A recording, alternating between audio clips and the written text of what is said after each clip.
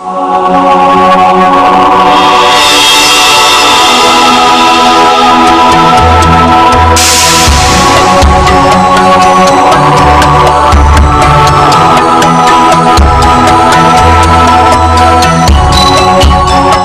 na po kayo mga kaibigan at mga magulang? Welcome po sa palatuntunang ito ng Iglesia ni Cristo. Sa pagkakataong ito ay nais po naming mapanood ninyo ang isinagawang malaking pamamahayag ng mga aral ng Biblia na isinagawa ng Iglesia ni Cristo dito po sa Templo Sentral, at ito po isinagawa sa pamamagitan po ng pagtugon sa mga katanungan na ipinadala po ng mga kababayan natin na kaanib po sa iba't ibang sekta ng relihiyon o iba't ibang paniniwala. Pakinggan po natin at subaybayan ang nasabing pamamahayag na isinagawa po sa Templo Sentral ng Iglesia ni Cristo. Ang layunin po ng Iglesia ni Cristo sa ganitong mga gawain ay para ibahagi po sa inyo ang aral na aming sinasampalatayanan na pawang mga salita ng Diyos na nakasulat po sa Biblia. Sapagkat matibay po ang aming pananalig na ang tanging saligan po, batayan, pundasyon ng tunay na paglilingkod sa Diyos na kanyang tatanggapin at pananampalatayang ikaliligtas, ang tanging batayan po ay ang mga salita ng Diyos na nakasulat sa Biblia. No more, no less. Kaya hindi po ang pag-uusapan natin dito ay kuro-kuro o kaya ay palapalagay, hindi po, kundi kung ano ang nakalagay at nakasulat po sa Biblia. Kaya sa mga tanong na inyo pong ipinadala, mapapansin po ninyo, ang babasahin po namin, Biblia. Ang sagot, hahanguin po natin sa banal na aklat. At kung sakali po, babasa kami ng mga aklat referensya para lang po tistiguhan yung katotohanan na nakasulat po sa Biblia. Sa pamamagitan po ng introduction na yan, ay maaari na tayong magsimula sa atin pong open forum. Kapatid na Joel, kaninong tanong ang ating uunahin? Siya nga po pala, kasama ko po ang kapatid na Joel Calago, ministro din po ng Ebanghelyo dito sa Iglesia ni Cristo. Makakatulong po natin sa ating gagawing open forum. Kapatid na Arnel, tama po na ang ating batayan sa pagsagot, Biblia, sapagkat ang mga salita po ng Diyos ay nakasulat sa Biblia. Kaya ang nagtanong po, sa Biblia po niya ipasasagot. Kami lang po ang bumasa. Ang tanong po, mababasa ba sa Biblia kung aling iglesia ang totoong sa Diyos at maliligtas? Ang nagtanong po, kapatid na Arnel, si Socorro Melchor ng UP Diliman, Quezon City. Diyan sa tanong po ni Ginoong Socorro ay may dalawang bagay na naisbigyan ng katugunan. Alin daw po ang totoong sa Diyos, yung sa Diyos. Ikalawa, alin po ang tiyak na ligtas. Ang una ko pong babasahin mula sa Biblia ay nakatala dito po sa Colosas, Kapitulo 3, ang talata po ay 12, ito po ay turo ni Apostol Pablo. Pakinggan po natin. Kayo'y hinirang ng Diyos, itinalaga para sa Kanya, at minamahal niya. Sa talatang ito, at ang totoo, mababasa po ninyo sa screen, may binabanggit po dito si Apostol Pablo na mga hinirang ng Diyos. At ang sabi pa po sa talata ng Biblia, itinalaga para sa Kanya. Yan yung tanong. Ang sabi, alin ang totoong sa Diyos? Itong itinalaga para sa Diyos at hinirang ng Diyos at minamahal ng Diyos. Ang tanong po, kapatid na Arnel, iglesia, totoong sa Diyos. Ang nabasa po ninyo, hinirang ng Diyos ang itinalaga. Kaya ang tanong po natin, kapatid na Arnel, may mababasa ba tayo sa Biblia yung mga taong itinalaga, hinirang ng Diyos ay nasa loob ng tunay na iglesia? Parang si Socorro, si kapatid na Joel, ano? Hindi pa kasi tapos. Ang binasa po natin ay 12, Ngayon po, 12 at 15. Pakinggan po ninyo. Kayo'y hinirang ng Diyos, itinalaga para sa Kanya, at minamahal niya. Paghariin ninyo sa inyong puso ang kapayapaang kaloob ni Kristo, sapagkat ito ang dahilan kaya kayo tinawag upang maging bahagi ng isang katawan. Magpasalamat kayong lagi. Yung tinutukoy po pala ni Apostol Pablo na mga taong hinirang ng Diyos, itinalaga para sa Diyos at minamahal ng Diyos, ang sabi po, tinawag para maging bahagi ng isang katawan. Kaya, madali po silang makita makilala Hindi po sila kung saan-saan naroon. Nasa isang katawan. Alin po kaya yung katawang tinutukoy na naroon ang mga itinalaga para sa Diyos? Colossus po 1:18. Pakinggan po ninyo. Ito po, ang pahayag ng Biblia. Siya ang ulo ng iglesia na kanyang katawan. Alin po yung katawan? Ang sabi po, iglesia. Alin pong iglesia? Iglesia na pinangunguluhan ni Kristo. Naroon po yung mga sa Diyos. Itinalaga para sa Diyos. Nasa isang katawan, yung katawan, iglesia po na pinangunguluhan ni Kristo. Nasa Biblia ba, kapatid na Arnel, letra por letra, mababasa kung ano ang pangalan sa iglesia na katawan ng ating Panginoong Hesukristo? Opo, Roma 16:16. Yan din po ay turo ni Apostol Pablo. Magbatian kayo ng banal na halik, lahat ng iglesia ni Kristo ay bumabati sa inyo. Letra por letra po, nakasulat. Yung iglesia na katawan ni Kristo, pinangunguluhan ni Kristo, iglesia ni Kristo. Kaya yung unang bahagi po ng tanong ni Socorro Melchor ng UP Diliman, ang sabi niya, mababasa ba sa Biblia kung alin ang iglesyang totoong sa Diyos? Nasagot po, ayos sa Biblia.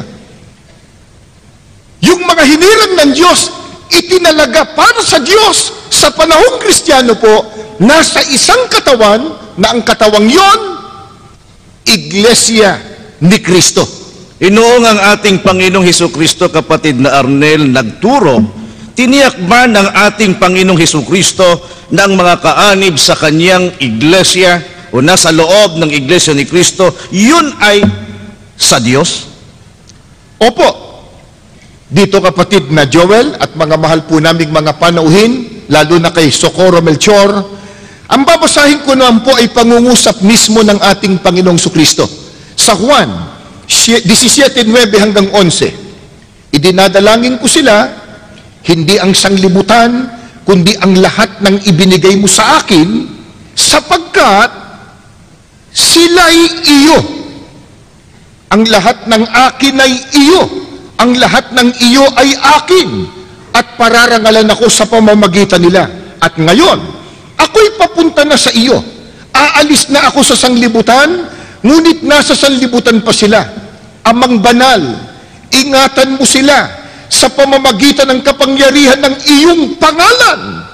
Pangalang ibinigay mo sa akin upang sila'y maging isa kung paanong tayo'y iisa. Ano po ang pahayag ng ating Panginoong Sukristo dito po sa mga talata ng Biblyang binasa namin sa inyo? Ang sabi ni Kristo, yung mga taong ibinigay sa akin ng Ama, binigay sa kanya ng Diyos. Alalaong bagay, yung mga kaanib sa tunay na iglesyang itinayo ni Kristo. Ang sabi niya, sila'y sa iyo. Ang tinutukoy niya, ang Diyos. Sila'y sa Diyos. Lahat ng ibinigay mo sa akin, sa iyo. At yung iyo, akin. Siguro, itatanong nila, ba't ho natin natiyak na ang tinutukoy dyan? Yan nga yung iglesia ni Kristo. Ang sabi ni Kristo, ingatan mo sila sa pamamagitan ng kapangyarihan ng iyong pangalan. Tatawagin po sa pangalan ng ating Panginoon Diyos. Aling pangalan niya? Pangalang ibinigay mo sa akin. Yung pangalang ibinigay ng Diyos sa ating Panginoong Hesukristo. alin po ba ang pangalang ibinigay ng Diyos sa ating Panginoong Hesus? Babasahin ko po itong turo ng mga apostol dito po sa Gawa 4, ang talata po ay 12. Kay Hesukristo lamang matatagpuan ang kaligtasan, sapagkat sa silong ng langit ang kanyang pangalan lamang ang ibinigay ng Diyos sa ikaliligtas ng tao. Alin po ang pangalang ibinigay ng Diyos? Pangalang Kristo. Paano po kung itawag ang pangalang Kristo sa iglesia na itinatag ni Kristo? Binasa na po kanina yung Roma 16:16, Iglesia ni Kristo. Kaya maging ang ating Panginoong Kristo nagturo na yung iglesia niya, iglesia ni Kristo, sila po ay kanino? Sa Diyos. Sabi ni Kristo, ang akin ay iyo. Nasasagot ka, Joel? Opo, maliwanag pong sagot. At ang sabi po, sa talatang binasa po ninyo, yung kay Kristo ay sa Diyos. At yung sa Diyos, sa Kanya rin. Pero meron pang nais malaman si Socorro. Opo, yung tanong niya, kung mababasa ba sa Biblia na ang iglesia ni Kristo ang tiyak na maliligtas? Magandang tanong yan. Ang dami na pong pagtatalo o debate o argumento o pag-uusap o dialogo na nangyayari sa iba't ibang mga pangkati ng paniniwala. Yung salita pong tiyak na ligtas. Walang aamin na hindi po sila tiyak na ligtas eh. Pero sa Biblia po ba, merong nakasulat na tiyak na ligtas? Sana po ay dinadama po ninyo yung ating pag-aaral. Ano ho? Maaaring itinanong lang yon ni Socorro, baka yun din po ang tanong ninyo. Meron bang nakasulat sa Biblia, tiyak na ligtas? Siguradong ligtas. Sino yon? Ikaw ba yon? Ako ba yon? Sila ba yon? Ang babasahin ko po, sulat ni Apostol Pablo sa mga taga-Roma. Roma 5:8 hanggang 9 po. Ngunit, ipinadama ng Diyos ang kanyang pag-ibig sa atin nang mamatay si Kristo para sa atin noong tayo'y makasalanan pa. At ngayong napawalang sala na tayo sa pamamagitan ng kanyang dugo, lalo nang tiyak na maliligtas tayo sa puot ng Diyos sa pamamagitan niya. Letra por letra po, binasa natin yung salitang tiyak na maliligtas. Pero sino daw po ang tiyak na maliligtas? Si Apostol Pablo po may sabi, yung mga taong napawalang sala sapagkat natubos ng dugo ni Kristo. Nagkasala. Bakit ba hindi? Lahat ng tao nagkasala, maliban kay Kristo. Pero ito po, napawalang sala sila. Eh bakit? Natubos ng dugo ni Kristo. Kaya kapatid na Joel at kay Socorro Melchor ng UP Diliman, hahanapin mo lang kung saan nakasulat sa Biblia. Sino ang natubos ng dugo ni Kristo? Malalaman mo na, yun ang tiyak na ligtas. Dapat talaga na ipaliwanag natin sa kanila ngayon, kapatid na Arnel, kung sino-sino po yung mga taong tinubos ng dugo ng ating Panginoong Hesukristo, sapagkat sila din ay naniniwala na sila'y natubos din ng dugo ni Kristo kahit sila ay napaanib sa iba't ibang relihiyon o pangkati ng iglesia. Ang magpapasya nun at magpapaliwanag, Biblia, kapatid na Joel. Babasahin po namin Aklat ng mga Gawa ng mga Apostol, 20, talatang 28 po. Pakinggan ninyo. Ingatan ninyo kung gayon ang inyong mga sarili at ang buong kawan. Narito'y hinirang kayo ng Espiritu Santo na mga katiwala upang pakalin ang, babasa po nyo doon, Iglesia ni Kristo na tinubos niya ng kanyang dugo. Hindi po kami may sabi po nun. Mga mahal po naming mga magulang, kaibigan at mga panauhin. Binasa lang po natin ang katotohanan ng nakasulat po sa Biblia. Ang sabi po sa Biblia, ang tinubos ng dugo ng ating Panginoong Kristo ay yung kanyang iglesia ni Kristo. Kaya kung babalikan po natin yung tanong ni Socorro Melchor ng UP Diliman, yung daw bang iglesia totoong maliligtas? Opo, sapagkat nakasulat sa Biblia, ang sigurado at tiyak na ligtas, yung tinubos ng dugo ni Kristo. Ang tinubos ng dugo ni Kristo, nasa Biblia din po, iglesia ni Kristo. Kaya kung ang tao po naghahangad ng kaligtasan pagdating ng paghukom, meron pong anyaya sa kanya, ang tagapagligtas, ang ating Panginoong Hesukristo. Pakinggan po ninyo at babasahin po dito sa Juan 17 at 9. Ito po. Kaya muling nagsalita si Jesus, buong katotohanan ang sinasabi ko sa inyo, ako ang pintuan ng kulungan ng mga tupa. Ako ang pintuan. Sino man na pumasok sa loob ng kawan sa pamamagitan ko ay magiging ligtas. Siguro po, wala nang pagtatalo kung ang sasagot ay ang ating Panginoong Kristo. Kung ang tanong mo, paano ba ako maliligtas? Sinagot ng Panginoong Kristo. Ang sabi niya, buong katotohanan ang sinasabi ko sa inyo, ako ang pintuan. Sino man na pumasok sa loob ng kawan, sa pamamagitan ko, magiging ligtas. Yung kawan po, binasa na kanina yung Gawa 20:28. Ang kawan ay ang iglesia ni Kristo na tinubos ni Kristo ng kanyang mahalagang dugo.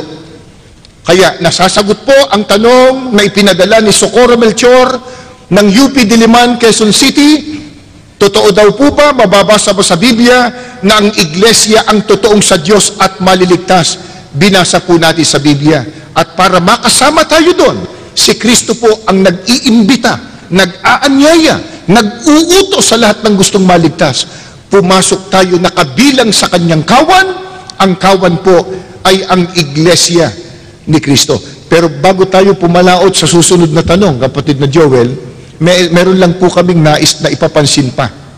Kasi po, pag itinuturo yan, ganyang katotohanan, yung iba po, waribagang, parang nagdaramdam. Ang sabi nila, parang yung sinabi, kayo lang ang ligtas, paano kami? Masyado yatang exclusivistic yung inyong pagtuturo. Kayo lang, paano kami? Ibig bang sabihin, si Kristong tagapagligtas, nagtatangi ng taong ililigtas? Ba hindi ho. Kung napansin po niyo yung binasa ko, sabi ni Kristo, ako ang pintuan ng kulungan ng mga tupa, ako ang pintuan, sino mang taong pumasok sa loob ng kawan sa pamamagitan ko, magiging ligtas. Ang sabi niya, sino man? Tatanungin ko po kayo, mga mahal po naming mga bisita, mga panauhin. Yung bang salitang sino man, may itinatangi? Di ba pag sinabing sino man, lalaki, babae, mayaman, dukha, nakapag-aral, hindi, maitim, maputi, ano ba? Sino ka man? Pero ang tangi, yung paraan. Kaninong paraan? Paraan ng tagapagligtas. Siya tagapagligtas eh.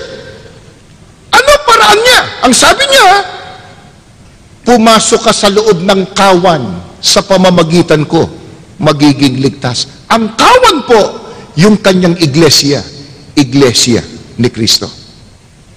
Kapatid na Arnel, ito po ay napakagandang tanong. Bakit ipinipilit ng iglesia ni Kristo na ang Katoliko ay sumasamba sa larawan o rebulto? Ang itinuturo sa amin ng mga pari ay ang Diyos ang sambahin. Hindi ba ito ay isang pagpaparatang? Ang nagtanong po, kapatid na Arnel, si Leonardo Gasmen ng Maginhawa Street, Teachers Village East, Quezon City. At itong katanungan ito ay meron ding nagtanong sa SM North, kapatid na Arnel. SM North. Oo. Sige nga, itatanong ko lang sa Iglesia ni Cristo kung bakit wala kayong mga santo at wala kayong prosesyon.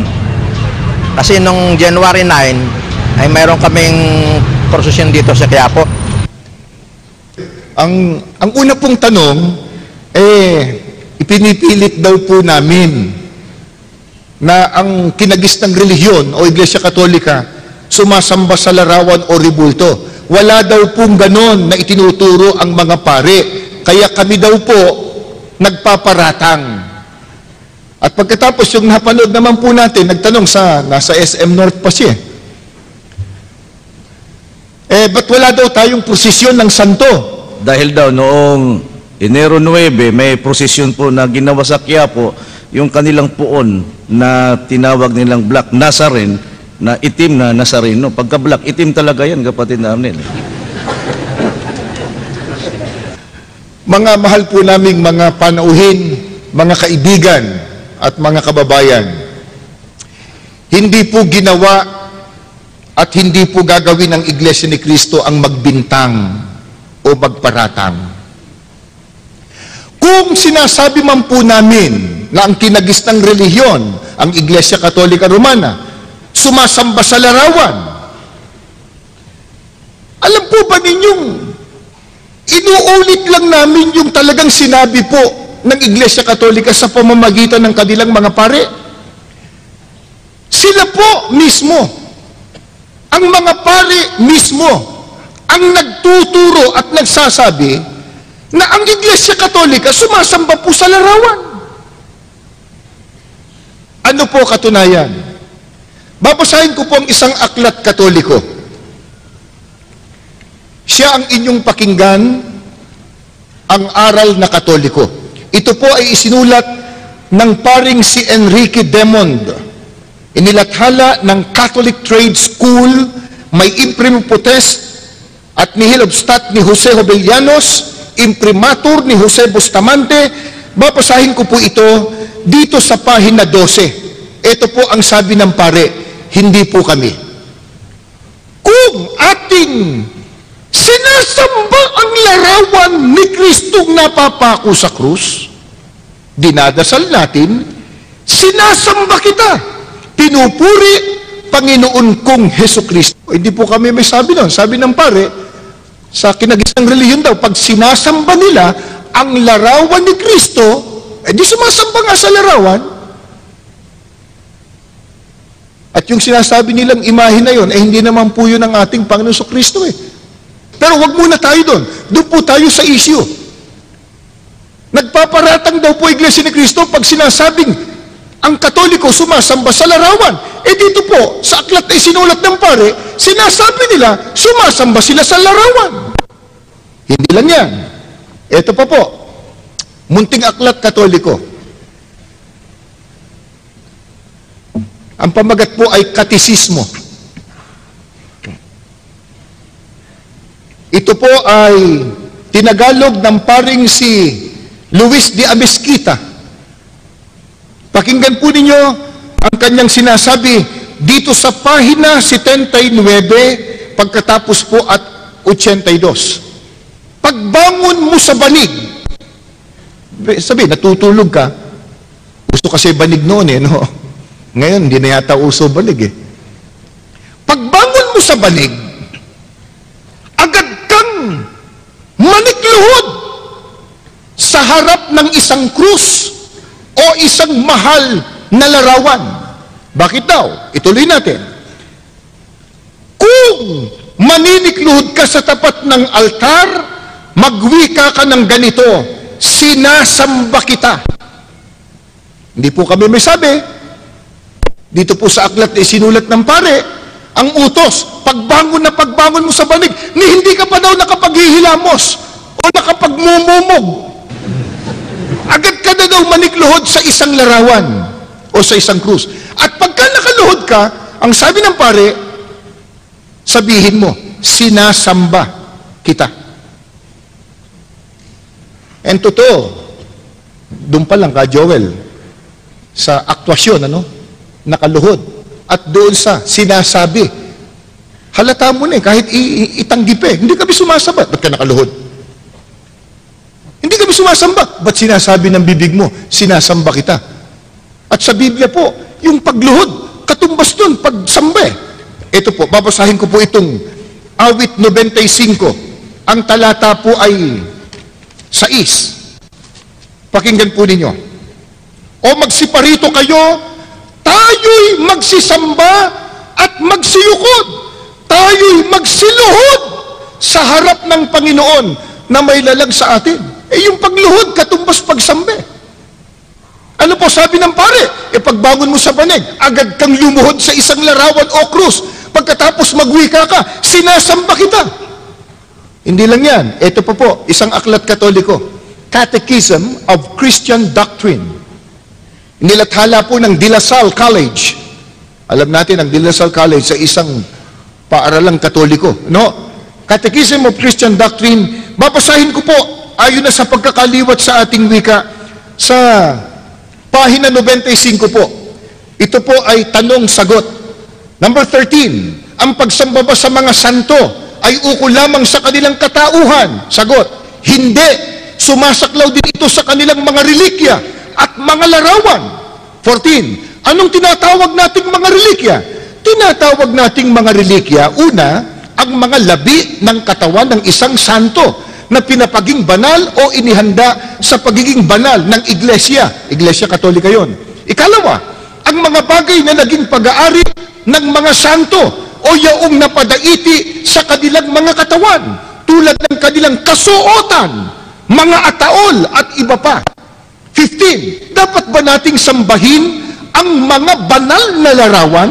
Sagot, dapat tayong magkaroon, lalo na sa ating mga simbahan, ang mga larawan ng ating Panginoon, tulad din ng sa pinagpalang birhen at mga santo, at dapat nating silang bigyan ng kaukulang paggalang at pagsamba.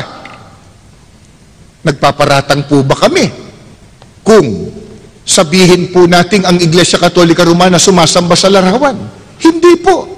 Yan pong binasa po natin sa mga aklat Katoliko. At gaya nga nung tanong kanina, nung Ginoo sa SM North, bakit wala daw tayong prosesyon ng mga santo? Yun mismong katunayan po ng kinagis ng reliyon, lumuluhod, nagproposisyon, sumasamba sa mga larawan o sa mga ribulto. Kaya hindi po kami nagpaparatang kung sinasabi po namin yon. Yan po, nakasulat mismo sa mga aklat Katoliko. Ang kanila pong pangangatwiran, kapatid na Arnel, tanggap na nila na talagang iniutos ng pari ng Iglesia Katolika na ang mga larawan ng mga santo na kinikilala nila ay kanilang sinasamba. Pero bakit pa raw natin pinupuna yung kanilang ginagawang pagsamba sa mga larawan? Hayaan na lang daw natin sila.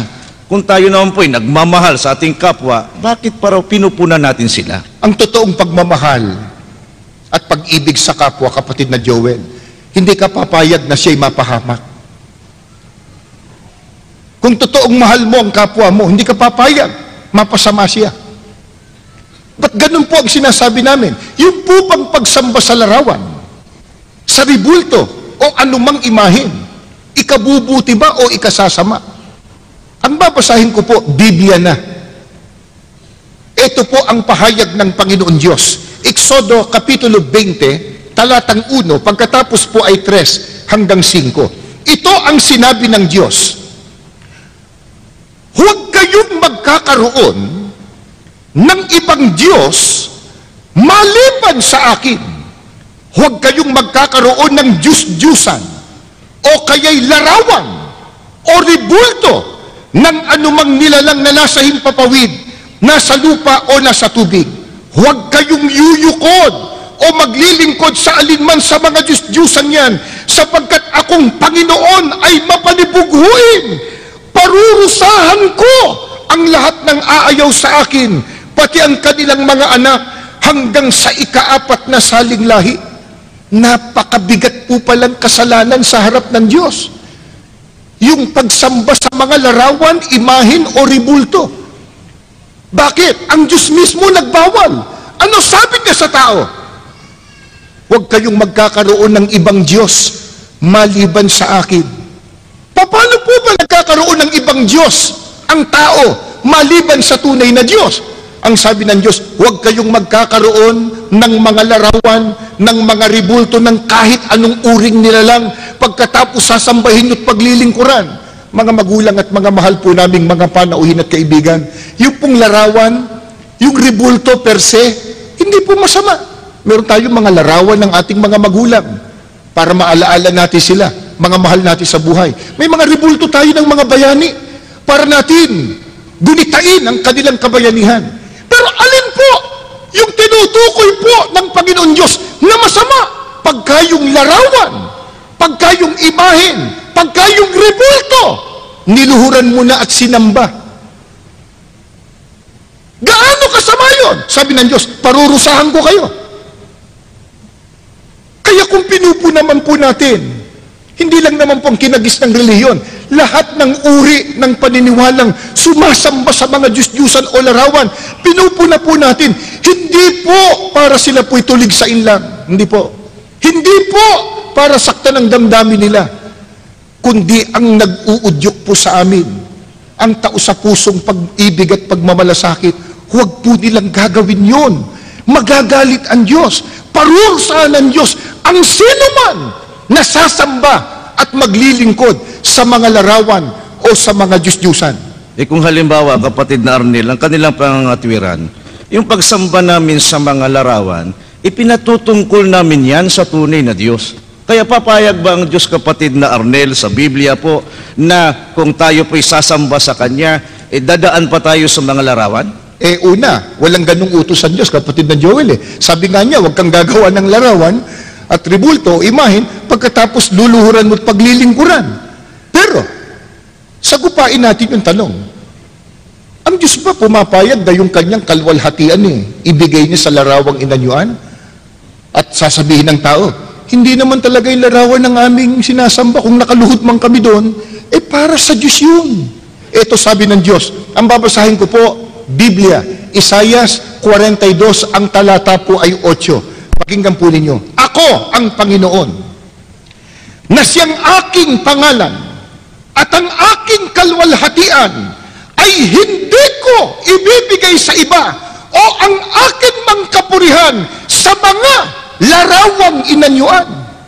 Ang liwanag po. Emphatic ang sinabi ng Panginoon Diyos. Siya daw anya ang Diyos at yung kalwalhatian niya at kapurihan hindi niya ibibigay sa iba kahit pa sa mga larawang inanyuan. Ba't natin ikakatwiran ngayon? Kung nakaluhod man kami sa larawan, para sa Diyos yun. Sabi ng Diyos, wag! Yung kapurihan ko, hindi ko ibibigay diyan.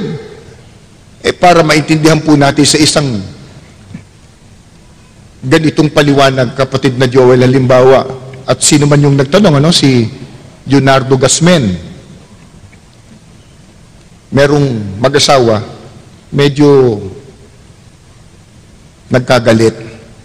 Galit po yung babae doon sa kanyang asawang lalaki. Ang sabi niya, pinagtataksilan mo ko.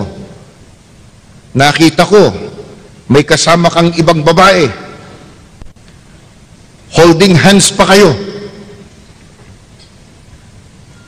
Sabi nung lalaki, abi hindi. Yung paghawak ko sa kamay niya, para sa'yo yun.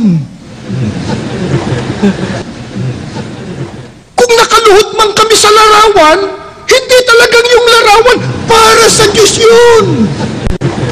Sabi ng Diyos, huwag kayong gagawa ng anumang larawan o ribulto pagkatapos sasambahin nyo't luluhuran at paglilingkuran. Yung aking kapurihan at yung aking kalwalhatian, hindi ko ibibigay sa iba kahit pa sa larawang inanyuan, sabi ng Diyos. Kaya bawal po yan ng ating Panginoon Diyos. Baka sabihin nila, kapatid na Arnel, noon yun. Baka sa panahong Kristiyano, pwede nang sumamba sa mga larawan.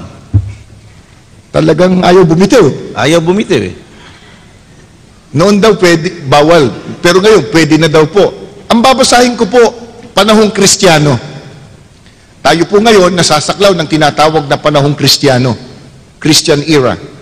Pakinggan po ninyo, ito po'y sulat sa aklat ng mga gawa ng mga apostol, 17, Ang talata po ay 29 hanggang 31. Pakinggan po ninyo, panahong Kristiyano na po ito. Yamang tayo'y mga anak ng Diyos, huwag nating akalain na siya ay tulad ng larawang ginto, pilak o bato na pawang likha ng isip at kamay ng tao. Mahabang panahong di pinansin ng Diyos ang di pagkakilala sa kanya ng tao, ngunit ngayon iniuutos niya na magsisisilat talikdan ang kanilang masamang pamumuhay sapagkat itinakda na niya ang araw ng paghukom sa sanglibutan at ito'y buong katarungan niyang gagawin sa pamamagitan ng kanyang hinirang. Ito po, turo ng mga unang alagad ng ating Panginoong Kristo. Panahong Kristiyano po yan. Ano sabi? Huwag niyong aakalain na ang Diyos tulad lang ng larawang ginto, pilak o bato na inukit lang ng karunungan ng tao. Isipin po ninyo, yung akalain mong ang Diyos parang ginto, bato, kahoy, masama na di lalo pa, sabihin mong Diyos mismo yon. Di ba? Minsan makita mo, papahiran ng panyo. Tapos ipapahid pa sa buong katawan niya. Kasi paniniwala niya, gagaling daw siya sa kanyang karamdaman. Sana nga, kapatid na Joel. Pero, ito sabi ng Biblia, niakalain ang Diyos katulad lang ng larawan. Isipin niyo, ba't naman di magagalit ang Diyos? Kailangan po bang tayo po'y nakapag-aral para malaman natin na kahoy pala to? Papel pala to. Ginto pala ito. At kahit ginto pa yan, sabi ng Diyos, ba't mo ko itutulad sa ginto, sa larawan, sa pilak? At kung napansin po niyo yung talatang binasa ko, itinuring ng Diyos na kasamaan yun. At pinapagsisisi ang mga taong sumasamba sa mga larawan sapagkat nagtakdaan niya ang Diyos sa pamamagitan ni Kristo ng araw ng paghuhukom. Kaya sapagkat mabigat na kasalanan yung pagsamba sa mga larawan, kapatid na Arnel, sa panahong Kristiyano, ano po ang mabigat na parusa kapag ang tao po ay sumasamba sa mga larawan? Babasahin po natin sa Apokalipsis 21. Ang talata po ay 8. Ganito po ang turo sa atin ng banal na aklat. Ngunit sa mga duwag at sa mga hindi mananampalataya at sa mga kasuklam-suklam at sa mga mamamatay tao, sa mga mapakiapid at sa mga manggagaway at sa mga mapagsamba sa Diyos-Diyusan, mga larawan, rebulto, imahin, at sa lahat ng mga sinungaling, ang kanilang bahagi ay sa dagat-dagatang nagniningas sa apoy at asupre na siyang ikalawang kamatayan. Ibig lang po sabihin, hindi po maliligtas pagdating ng paghukom, bagkus mapapahamak sa dagat-dagatang apoy ang mga tao po na nahulog sa pagsamba sa mga Diyos-Diyusan, sa mga larawan o sa mga imahen. Kaya kung sakali po naririnig po ninyo na pinupuna po namin yung ginagawang pagsamba ng ibang mga tao, ibang relihiyon sa mga larawan, inuulit po namin, hindi dahil sa nais po naming manakit ng damdamin o kaya ay sakta ng kanilang kalooban. Hindi po. Nais lang po namin na huwag silang mapahamak. Iwan yung masamang pagsamba sa Diyos-Diyusan. Ang sambahin po natin ang Diyos na makapangyarihan sa lahat. Isipin po ninyo. Sa panahon natin ngayon, di ba? Nagsisikap halimbawa ang mga alagad ng batas, ang mga iba't ibang ahensya ng gobyerno para sugpuin yung mga salot na nangyayari sa ating lipunan. Halimbawa, yung drug addiction. May mga kilusan na ilantad yung mga drug pushers, mga drug lords. Dahil yung mga yan sinisira hindi lamang ang kalusugan ng ating mga kababayan, kundi pati na ang kanilang mga kinabukasan. Pero kung yun, sinisika po natin, lalo na yung sisira ng ating relasyon sa Diyos, dapat po nating punahin yung sisira ng ikapagtatamo natin ng kaligtasan pagdating ng paghukom. Dapat po nating punahin, hindi sa layuning malakit ng damdamin, kundi sa layunin po, maligtas sila pagdating ng araw ng paghuhukom. Salamat po kay Ginoong Leonardo Gasmen. Isang tanong pa, kapatid na Arnel, paano ninyo patutunayan na si Kristo ay tao at hindi kapantay ng Diyos? Ang nagtanong po si Leonardo Ruco ng Hasmin Street, Batasan Hills, Quezon City. Itong katanungang ito, kapatid na Arnel, na paano natin patutunayan na si Kristo ay tao at hindi kapantay ng Diyos. Ang pagkilala po ng Iglesia ni Kristo, mga mahal po naming mga panauhin, ay batay po sa itinuturo ng Biblia kung ano ang tunay na kalagayan ng ating Panginoong Hesukristo. At ang ating Panginoong Hesukristo, ayon po sa itinuturo ng Biblia, siya po ay anak ng Diyos. Mababasa po natin yan sa Mateo 3:17. Si Kristo po ay ginawang Panginoon. Ang gumawa sa Kanya, ang Diyos. Mababasa po natin yan sa Gawa 2:36. Si Kristo po ginawang tagapagligtas. Ang Diyos po ang gumawa sa Kanya, na siya, si Kristo, ay ginawang tagapagligtas. Gawa 5:31. Ang ating Panginoong Hesukristo ay ginawang isang tagapamagitan sa tao at saka sa Diyos. Sa unang Timoteo 2:5. At ang ating Panginoong Hesukristo inilagay sa ibabaw ng lahat ng nilalang. Ang Diyos pong naglagay sa Kanya, ang tunay na Diyos. Efeso 1:20-22. At ang ating Panginoong Hesukristo pinadakila ng tunay na Diyos, at ang Diyos mismo ang may utos na si Kristo ay dapat ding sambahin. Inisa-isa lang po ni kapatid na Joel yon, dahil po sa yung iba po na nakabalita ang pagkakilala namin sa likas na kalagayan ng Panginoong Kristo ay tao at hindi Diyos. Pinararatangan po ang Iglesia ni Kristo na hindi daw po kami kumikilala kay Kristo. O kaya, minamaliit daw po namin ang Panginoong Kristo. Hindi po. Kaya ipinagpauna ng kapatid na Joel na ang pagkilala po namin sa Panginoong Kristo batay sa pagpapakilala ng Biblia. Inisa-isa, anak ng Diyos, ginawang Panginoon, ginawang tagapagligtas, tagapamagitan, inilagay ng Diyos sa kaiba-ibabawan ng lahat ng mga nilalang, pinadakila at inyutos ng Diyos na sambahin. Kaya kami po, na mga kaanib sa Iglesia ni Kristo, sumasamba sa Panginoong Hesukristo, hindi dahil sa siya'y Diyos, kundi utos ng Diyos na siya'y sambahin.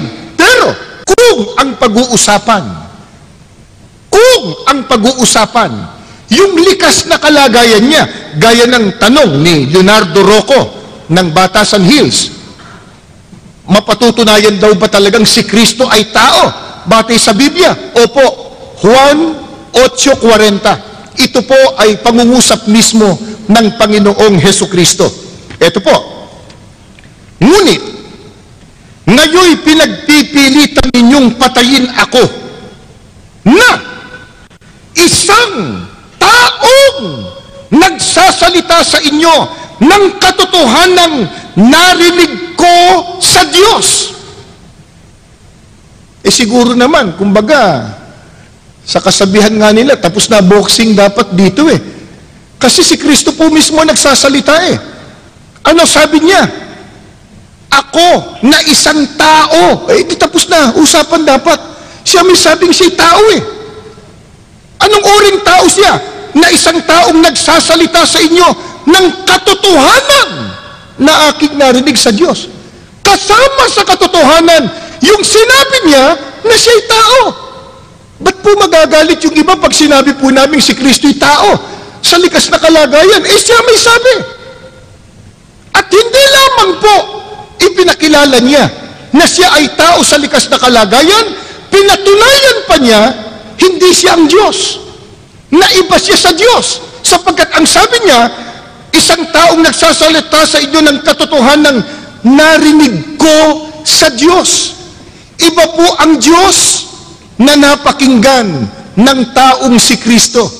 Iba si Kristo na taong nakarinig sa Diyos. At hindi lang yan.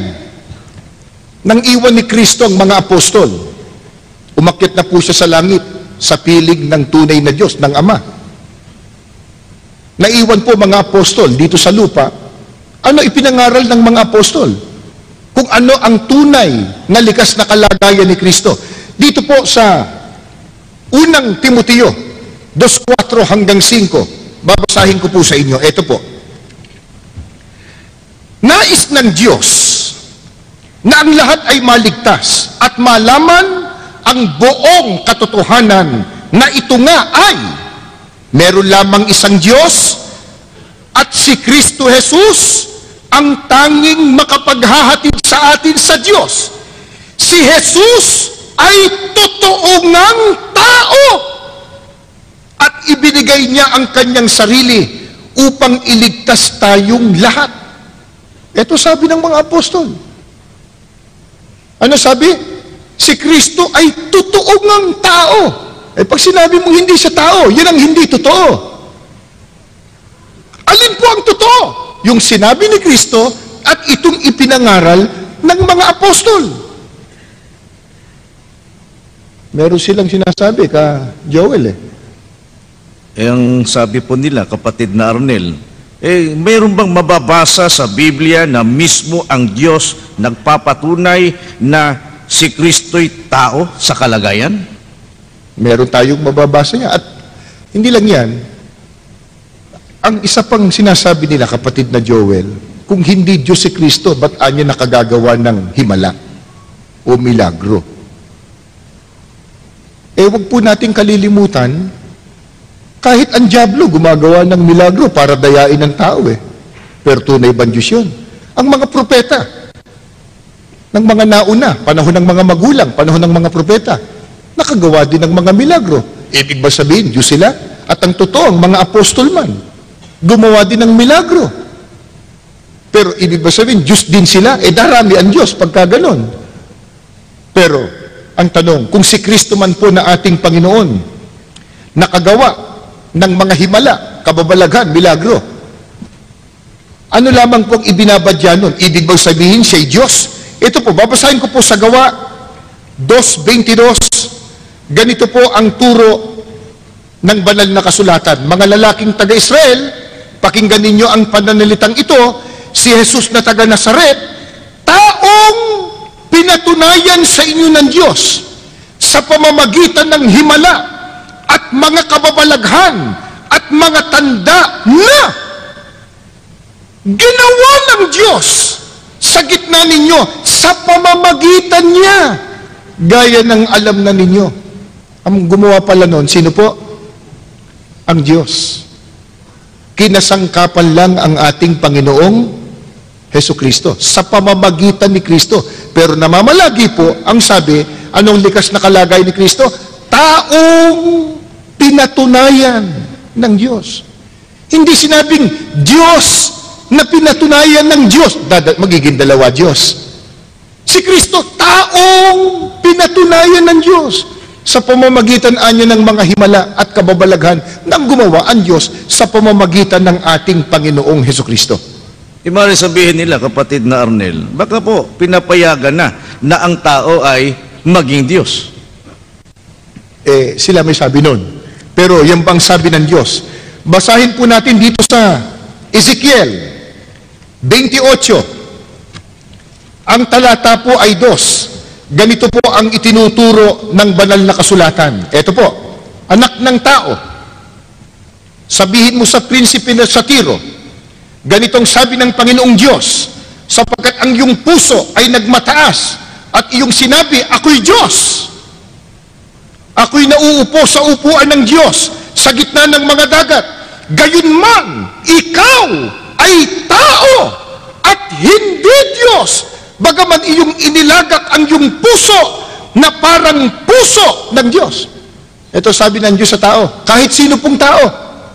Ang sabi ng Diyos sa tao, ikaw ay tao at hindi Diyos. Sabi ni Kristo, ako'y tao. Yung mismong katibayan na hindi po siya Diyos. Ang tanong. Ngayon, kapatid na rin, sabihin nila, si Kristo, yun ang Diyos na naging tao. Pwede ba yun, kapatid na Arnel, ang Diyos ay maging tao? Una, yung sinabing yun, wala sa Biblia. Ikalawa, pumapayag ba ang Diyos, siya mismo, na siya Diyos na, tao pa? Ang binasa ko po sa inyo kanina, 28:2 ng Ezekiel. Ngayon po, Oseas 11:9 po. Pakinggan po ninyo. Hindi ko isasagawa ang kabangisan ng aking galit, hindi ako babalik upang ipahamak ang Ephraim, sapagkat ako'y Diyos at hindi tao. Ang tunay bang Diyos pumapayag na siya po'y Diyos na, tao pa? Ba hindi? Ano sabi niya? Ako'y Diyos, hindi tao. Nung basahin ko tumisang, kapatid na Joel, may nagsabi, wala naman siya sinabi diyan na hindi siya payag ah. Ang tanong, yung bang sabi niyang ako'y Diyos, hindi tao, payag ba siya? Yung bang hindi payag? Sagot kayo. Hindi po. Hindi. Ang sabi ng Diyos, ako'y Diyos, hindi tao. Yung tao, sabi ng Diyos, ikaw ay tao, hindi Diyos. Anong sabi ni Kristo? Ako'y tao na nagsasabi ng katotohanan ng narinig ko sa Diyos. Yun ang katibayan. Isa sa mga katibayan na hindi po si Kristo ang tunay na Diyos. Ngayon, doon sa tanong na yun, meron pang nais na liwanagin si Leonardo Rocco. Ang sabi niya kasi, kapatid na Joel, sa tanong, paano yung patutunayan na si Kristo ay tao at hindi kapantay ng Diyos? Doon pa lang sa kalagayan, pag binasa mo sa Juan 4:24, ang Diyos Espiritu. Kanina, binasa natin, 8:40, si Kristo ay tao. Pero, bukod doon, babasahin ko po sa inyo itong talata. Katunayang hindi magkapantay. 14:28 po ng Juan. Isulat po ninyo, baka may Biblia po kayo sa inyong tahanan. Narinig ninyo kung paanong sinabi ko sa inyo, papanaw ako at paririto ako sa inyo. Kung ako'y inyong iniibig, kayo'y mga gagalak. Dahil sa ako'y pasa sa Ama, sapagkat ang Ama, ang Diyos, ay lalong dakila kaysa akin. Pantay ba? Sabi ni Kristo ang Ama, ang Diyos, lalong dakila kaysa akin. Alam po nyo, pag binasa po natin yan sa Bibliang Ingles, halimbawa, dito po sa Biblia, kung tawagin ay Knox version, babasahin ko po yung Juan 14:28, John 14:28. You have heard me say that I am going away and coming back to you. If you really love me, you would be glad to hear that I am on my way to my Father. My Father has greater power than I. Ang Ama, may higit, mas makapangyarihan kaysa sa akin. Pantay ba yun? O isipin po ninyo. Puntahan pa po natin ang ibang salin ng Biblia. Dito po sa The Amplified Bible. English din po, babasahin ko sa inyo. Ito po ang sabi. You heard me tell you, I am going away and I'm coming back to you. If you really love me, you would have been glad. Because I am going to the Father, for the Father is greater and mightier than I am. Ang Ama ay lalong dakila at lalong makapangyarihan kaysa akin. Pantay ba yun? Isipin po ninyo. Hindi lang yan. Isa pa pong English na Biblia. Dito po sa Today's English Version. Doon din po sa talatang yon. But I want you to understand that Christ is supreme. Ibang talata po, unang Korinto 11:13 po. But I want you to understand that Christ is supreme over every man. The husband is supreme over his wife, and God is supreme over Christ. Pagka nilapatan natin ng kaukulang Tagalog ang Diyos ay mas mataas kay Kristo. Mas supremo. Mas makapangyarihan kaysa kay Kristo. Kaya hindi po pantay. Gaya po ng itinatanong ni Leonardo Rocco ng Batasan Hills. Ang kanilang pangangatwiran, kapatid na Arnel, si Kristo ay binigyan ng kapangyarihan ng ating Panginoong Diyos. Kaya sapagkat si Kristo ay makapangyarihan, ang kanilang paniniwala kay Kristo, Diyos na rin. Kaya ano po ang katunayan, kapatid na Arnel, na bagamat si Kristo binigyan ng kapangyarihan, pinatutunayan pa rin na hindi siya kapantay ng tunay na Diyos at hindi siya ang tunay na Diyos.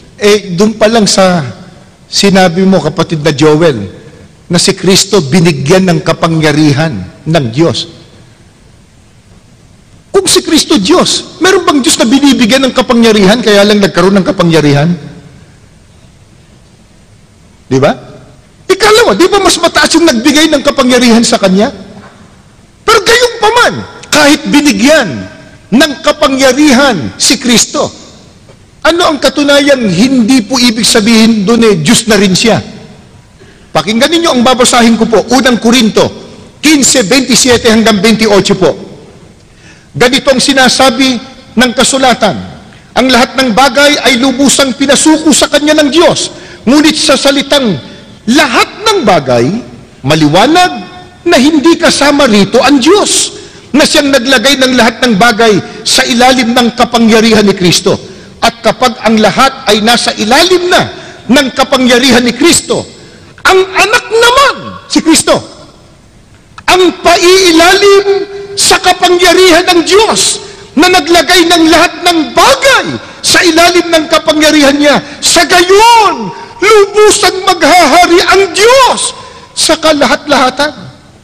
Dito po, pinatutunayan talaga na ang ating Panginoong Jesucristo binigyan po ng kapangyarihan ng Diyos. Ang nagbigay sa Kanya yung tunay na Diyos. At ang sabi po, lahat ng bagay, lahat ng nilalang, paiilalim sa kapangyarihan ni Kristo. Pero pagdating po ng takdang araw, takdang panahon, si Kristo naman, paiilalim po kanino? Sa Diyos. Kaya alin po o sino po ang tunay na Diyos? Ang Ama na nagbigay ng kapangyarihan si Kristo. Si Kristo, hindi po siya ang Diyos. Kung si Kristo Diyos, meron bang Diyos susuko pa sa ibang Diyos? Meron bang Diyos paiilalim sa isa pang Diyos? Labag na po yan sa nakasulat sa Biblia. Sapagkat sa Biblia po, mababasa po natin, iisa lamang ang tunay na Diyos. Pero dito po sa ating binasa, napakaliwanag. Kung binigyan man ng kapangyarihan ang ating Panginoong Jesucristo, bigay lang yun sa Kanya ng Diyos. Pagdating ng takdang panahon, si Kristo naman, paiilalim o susuko sa Diyos na nagbigay sa Kanya ng kapangyarihan. Sino po? Yung Diyos na nagbigay ng kapangyarihan kay Kristo. Sino po? At ilan yon? Pakinggan po ninyo. Dito po sa Juan 17:1 at 3, ganito po ang pahayag ng banal na kasulatan. Ito po, pagkasabi ni Jesus dito, tumingala siya sa langit at nagsabi, Ama! At ito ang buhay na walang hanggan, ang makilala kanila, ikaw na kaisa-isang tunay na Diyos at si Jesucristong sinugo mo. Sino po ang iisang tunay na Diyos? Ang Ama. Ilan? Isa. Kaisa-isa. Si Kristo, sinugo. Sino nagsugo? Ang tunay na Diyos. Iba ang nagsugo, iba ang isinugo. Ang nagsugo, ang tunay na Diyos. Isa lang yon. Ang isinugo, si Kristo. Kaya napakaliwanag po mula sa Biblia, Ginoong Leonardo Rocco ng Hasmin Street, Batasan Hills, na si Kristo ay tao sa likas na kalagayan at lalong hindi po sila magkapantay ng Diyos. Ang Diyos ang makapangyarihan sa lahat. Ang iisang Diyos, ang Ama na nasa langit. Ito pang tanong, kapatid na Arnel, sa demokrasya, pag sinabi, mas nakararami, yon ang tama at sinusunod. Hindi ba mas marami kaming mga Katoliko kaysa miyembro ng Iglesia ni Kristo? Bakit sinasabi ninyo na kayo ang totoo at ligtas, samantalang mas kakaunti kayo?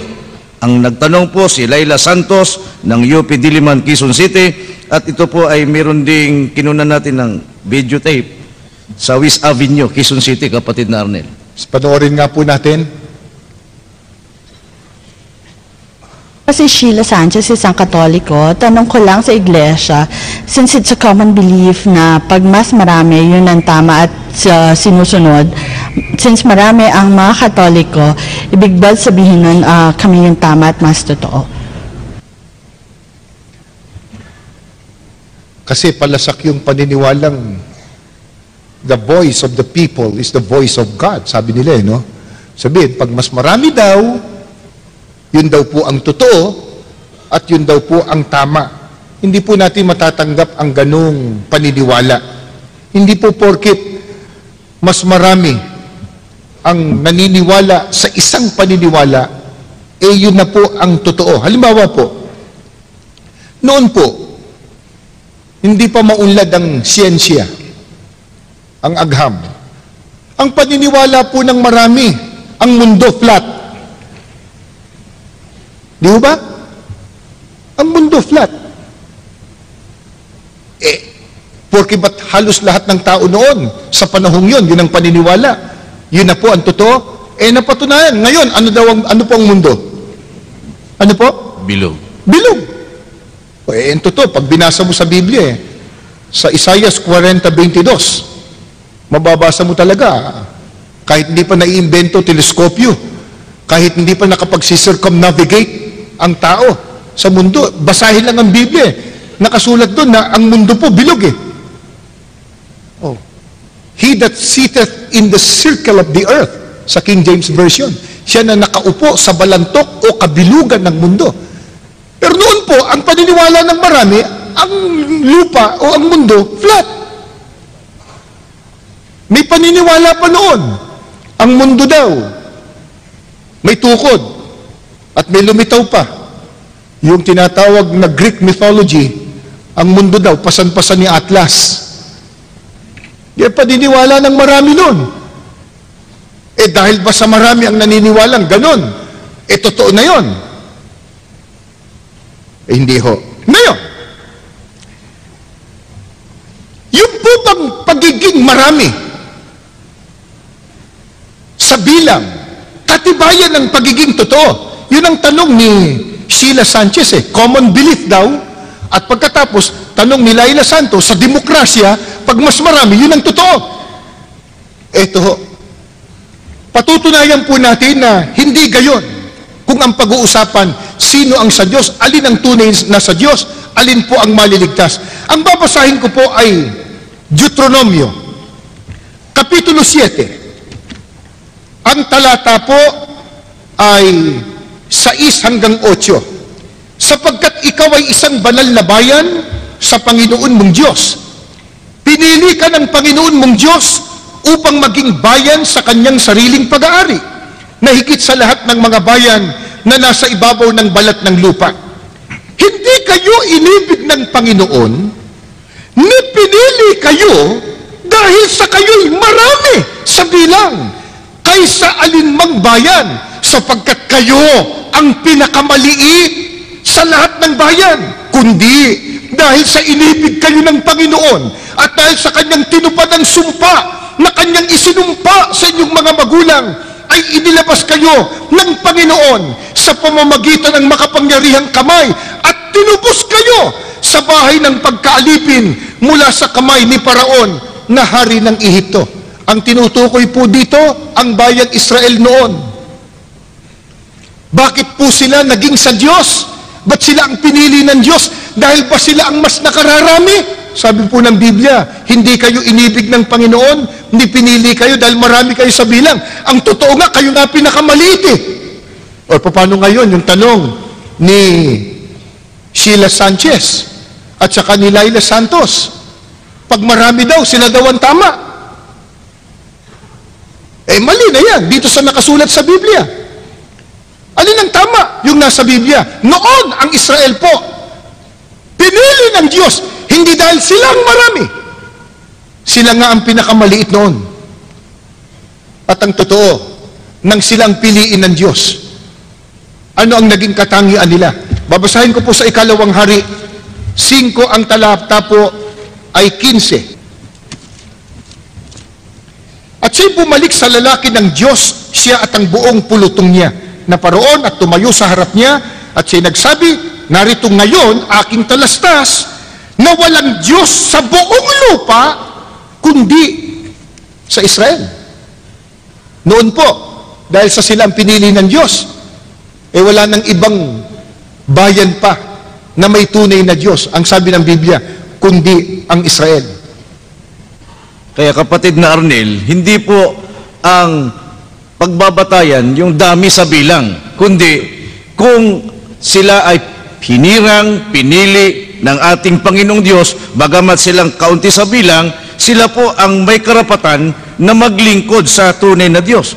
At kapatid na Arnel, meron ba tayong mababasa sa Biblia na ang Israel sila po ang may karapatang maglingkod, sumamba sa tunay na Diyos? Noon, nung sila po ang pinili ng Diyos, bagamat kakaunti sila, batay nga sa Biblia. Ito po, Roma 9:4. Sila ang bayang hinirang ng Diyos. Ginawa niya silang kanyang mga anak. Sa kanila niya ibinigay ang karangalan, ang kanyang mga tipan, ang kautusan, ang tunay na pagsamba at ang kanyang mga pangako. Ito po katangian ng Israel noon, nang sila ang piliin ng Diyos. Sila ang may karapatan sa tunay na pagsamba. Hanapin mo ang kautusan ng Diyos, nasa kanila. Bakit? Sila pinili. Dahil ba marami? Ba hindi? Kaya pa sila totoo? Marami sa bilang? Ba hindi? Kaya mali pong paniniwala, batay sa Biblia, na pagka mas nakararami, yun na po ang tama. Yun na po ang tunay. At hindi lang yan. Noon po, bago pa Israel, sa matandang sanglibutan, pakinggan po niyo itong babasahin ko. Dito po sa Ebreo, ang talata po ay 7. Dahil sa pananalig ng Diyos, pinakinggan ni Noe ang babala ng Diyos tungkol sa mga bagay na mangyayari na hindi pa niya nakikita. Gumawa siya ng isang daong upang siya at ang kanyang sambahayan ay maligtas. Sa pamamagitan nito'y hinatulan niya ang sanglibutan. Ito po yung sa panahon ni Noe. Alam po namin, alam din ninyo kasaysayan nito, dahil sa kasamaan ng sanlibutan, nagpasya ang Diyos. Gunawin ang mundo, lipulin ang tao sa pamamagitan po ng bahang gunaw. Universal deluge. Baha. Dito po, binabanggit po ng talata ng Biblia, hinatulan o pinarusahan ang buong sanlibutan, ang naligtas lang po ang sambahayan ni Noe. O isipin ninyo yun? Isang sanlibutan na rin ang tao noon. Pero hinatulan ng Diyos ang isang sanlibutang tao, isang mundong tao, ang naligtas lang, isang sambahayan. Ilan po sa bilang ang naligtas po, kapatid na Arnel? Ilan ba yun? Basahin natin sa Biblia, kapatid na Joel. Sa unang Pedro 3:20 po, na mga masuwayi noong panahon ni Noe, samantalang matyagang naghihintay ang Diyos habang ginagawa ang daong. Kakaunti lamang, hindi sinabing marami, kakaunti lamang, 8 katao ang nakaligtas noon sa tubig. Kung ang pagbabatayan po, yung paniniwala na mas marami, yun ang tama, dapat hindi ginunaw ang isang mundong tao noon. Mas marami sila. Dito po, nakasulat po sa Biblia, isang mundong tao ang pinarusahan. Ang naligtas lang po, yung sumunod sa Diyos. Si Noe, 8 katao. Si Noe, asawa ni Noe, 3 anak niya, at kani-kanyang asawa ng kanyang mga anak. Kaya, pagka binasa po natin ang Mateo 7:13 hanggang 14, sabagay, makikita po niyo sa ating screen, kahit ang ating Panginoong Kristo po sinabi niya na ang maliligtas, yung pumasok at dumaan sa makipot na pintuan. Kokonti lang ang dumaraan doon. Yung maluwang at malapad na daan, maluwang na pintuan, marami ang dumadaan doon. Pero ang sabi ni Kristo, papunta yun sa impyerno, papunta sa kapahamakan. At kung ang ating pag-uusapan po, itatanong nyo sa Biblia, pagdating ng paghukom, gaano karami ang mapapahamak? Apokalipsis po, 20, talatang 8 hanggang 10. Ganito po ang ating matutunghayan.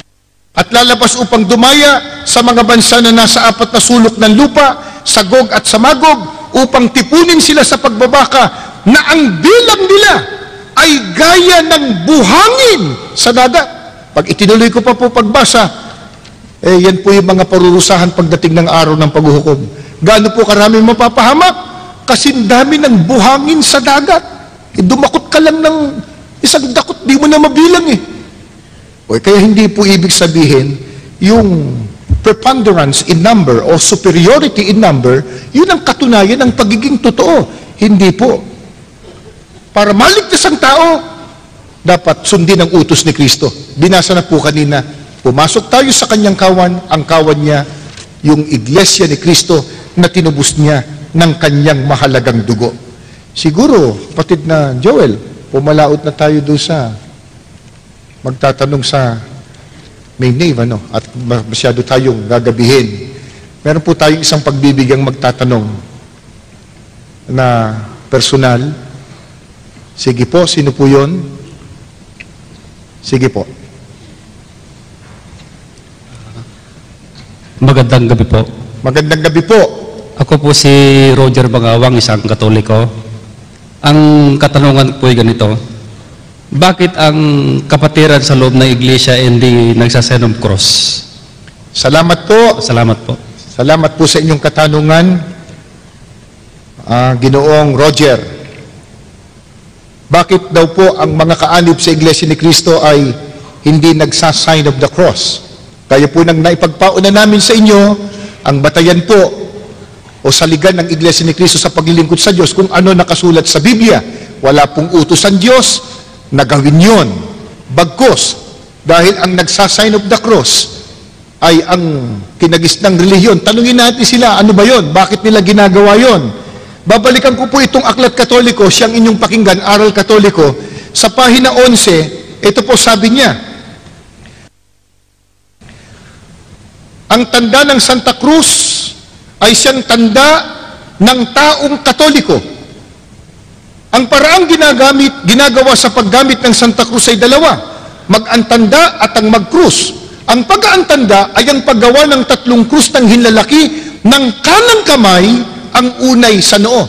Sabi po nila, yung sign of the cross o pagkukrus, talagang tanda daw yan ng taong Katoliko. Totoo naman po yan. Pagka nakita nyo, pagtapat ng simbahan, alam mo na, anong relihiyon nun. Kaya wala pa akong nakitang Katoliko, nag-krus kaliwa. O kaya ang unay batok. Wala akong ganun. Talagang ang unay, no. Sila may sabi, sa pamamagitan ng kanang kamay, ang unay sa noo. Ayan. Wala pong mababasang sa Biblia na utos yan ng Diyos, ni Kristo, o ng mga apostol. Bagkus kung meron po tayong mababasa, may tanda sa noo, at saka sa kanang kamay, ano yun? Biblia po. Apokalipsis po, 13. Ang talata po ay 14 at 16. At nadadaya niya ang mga nananahan sa lupa, at ang lahat, maliliit at malalaki, at mayayaman at mga dukha, at ang mga laya at ang mga alipin, pinabigyan ng isang tanda sa kanilang kanang kamay o sa noo. Sa Biblia may mababasa po, tanda sa kanang kamay at saka sa noo. Pero yun po pala, tanda ng nadaya. Nadaya ng bulaang propeta o bulaang tagapangaral. Sa Biblia po yun. Ngayon, balikan po natin, ba't ba gumagawa ng ganun ng pagkukusang Iglesia Katolika Romana?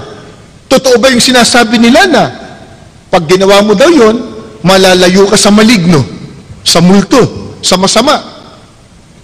Nakapagtataka nga lang, pagtapat ng simbahan at saka sila, nandun ba maligno? Nagtatanong lang naman ako ka Joel. Ang sama na ng tingin ni ka Joel sa akin. Hindi po. Kasi sabi nila, para malayo sa maligno, sa multo, sa masama.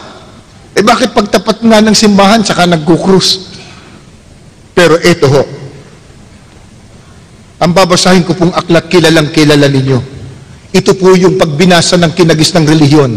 Pag tinatawag nilang mahal na araw, kinakanta. Ano po? Pasyon. Pasyon. Oh. Ipakakanta po natin kay kapatid na Joel. Ngusay kumanta si ka Joel. Kaya lang, wag na po. Baka mag-uwian kayo kaagad. Babasahin ko po sa pahina 207 itong pasyon na ang may akda po nito ay ang paring si Aniceto de la Merced, El Libro de la Vida Historia Sagrada con Santas Reflexiones, Doctrinas Morales para la Vida Cristiana. Ang sarap pakinggan, ano? Ano ibig sabihin kaya nun? Babasahin ko na po. Ipag-uutos magkintal, magantanda, sa noo o kanang kamay, sukat pagkakilalanan na sila nga kampong tunay nitong Antikristong hunghang. Hindi po kami may sabi. Basahin po niyo yung pasyon ninyo sa bahay. Pahina 207 po. Yung may tanda daw o nagkikintal sa noo at kanang kamay, sukat pagkakilalanan, sila anya'y kampong tunay nitong Antikristong hunghang. Pagka-Antikristo, kalaban ng ating Panginoon Jesucristo. Walang sino man sa atin dito na maging kalaban ng ating Panginoon Jesucristo, kapatid namin. Totoo yun. At pagkakalaban, ano gagawin? Parurusahan. Ito yan, kapatid na Joel 14, 9 hanggang 11. At ang ibang anghel, ang pangatlo'y sumunod sa kanila, nagsasabi ng malakas na tinig, kung ang sino man ay sumasamba sa hayop at sa kanyang larawan at tumatanggap ng tanda sa kanyang noo o sa kanyang kamay, iinom din naman siya ng alak ng kagalitan ng Diyos na nahahandang walang halo sa inuman ng kanyang kagalitan, at siya'y pahihirapan ng apoy at asupre sa harapan ng mga banal na anghel at sa harapan ng kordero, at ang usok ng hirap nila ay napaiilang lang magpakailan-kailanman, at sila'y walang kapahingahan araw at gabi. Hindi po maliligtas ayon sa Biblia yung may tanda sa noo at kanang kamay. May nagsasabi din na may magtatanong daw sa main balcony. Magandang gabi po. Magandang Ako po gabi po. Alfred Montaliana, isa pong guro at kasalukuyang Katoliko po. Dalawa po ang aking katanungan. Una pong tanong bakit po sa iglesia ang ipinangangaral ay palipat-lipat po ang pagbabasa po ng berso sa Biblia? At pangalawa po ay bakit po hindi po tuloy-tuloy ang pagbabasa tulad po ng ipinangangaral po ng iba pong mga mangangaral? Salamat po. Salamat po sa inyo, Ginoong Alfred. Napakaganda ng tanong. Ano ho? Dapat maganda rin ang sagot. Wala nang gaganda pa sa sagot ng Biblia. Ang tanong niya, dalawa po. Bakit daw po sa pagbasa naming mga minis ng Biblia, palipat-lipat daw ng verses, ng verso, talata, kalawa, ba't hindi daw po tuloy-tuloy? Ngayon, unahin po muna natin yung pagtuturo o pag-angaral ng salita ng Diyos. Kasi po, inaakala ng iba, ang Biblia, banal na kasulatan, parang karaniwang aklat lang na nabibili kung saan, pagkatapos po pwede mong basahin, dire-diretso sa sarili mo, maunawaan mo. Ano po ba ang katangian at kaibahan ng Biblia, mga salita ng Diyos na nakasulat sa Biblia? Mabuti liwanagin po muna natin yan. Sa Roma 16:25 po, ito po ang turo ng mga apostol. Pakinggan po ninyo, babasahin ko po. Ito po. At ngayon sa Kanya, na makapangyarihan, na sa inyo'y makapagpapatibay ayon sa aking ebanghelyo at sa pangangaral ni Hesukristo ayon sa pahayag ng hiwaga na natago sa katahimikan ng panahong walang hanggan. Ang salita ng Diyos, yun din po ang ebanghelyo ng ating Panginoong Jesucristo. Ang sabi po, nakatago, itinago na sa hiwaga pa. Kaya hindi po ito pangkaraniwang aklat na basahin mo lang sa sarili mo, maiintindihan mo na. Ano po sabi ng Biblia? Sabi ng mga apostol, ang salita ng Diyos o ebanghelyo nakatago sa hiwaga, inilihim sa hiwaga. Paano mo maiintindihan? Paano mo mauunawa? Nakalihim pala sa hiwaga. Biblia rin po sasagot. Marcos 4:11. Tuloy po natin sa talatang 12. Ganito po ang turo ng ating Panginoong Jesucristo. At sinabi niya sa kanila, sa inyo ay ipinagkaloob ang makaalam ng hiwaga ng kaharian ng Diyos. Datapot sa kanilang mga nanga sa labas, ang lahat ng mga bagay ay ginagawa sa pamamagitan ng mga talinghaga, upang kung magsitingin sila'y mga kakita at huwag mamalas, at kung mga kinig sila'y mga karinig at huwag mga kaunawa, baka sakaling sila'y managbalik loob at patawarin sila.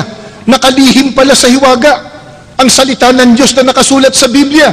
Paano po ito mauunawa ng tao? Ang sabi po, ipinagkaloob sa kanila ang makaalam ng hiwaga. Ipinagkakaloob po. Pero kanino po ipinagkakaloob? Kanino po ipinagkakatiwala yung pagkaalam ng salita ng Diyos na nakalihim sa hiwaga? Ikalawang Korinto po, 5:18. Ituloy po natin sa talatang 20. Ganito po ang pahayag ng mga apostol. Pakinggan ninyo. Datapot ang lahat ng mga bagay ay pawang sa Diyos, na pinakipagkasundo tayo sa Kanya rin sa pamamagitan ni Kristo, at ibinigay sa amin ang ministeryo sa pagkakasundo, sa makatwid bagay na ang Diyos kay Kristo ay pinakipagkasundo ang sanlibutan sa Kanya rin, na hindi ibinibilang sa kanila ang kanilang mga kasalanan, at ipinagkatiwala sa amin ang salita ng pagkakasundo. Kami nga'y mga sugo sa pangalan ni Kristo, na waring namamanhikan Diyos sa pamamagitan namin. Kayo'y pinamamanhikan namin sa pangalan ni Kristo, na kayo'y makipagkasundo sa Diyos. Kanino po ipinagkaloob o ipinagkatiwala ang makaalam ng salita ng Diyos na nakalihim sa hiwaga?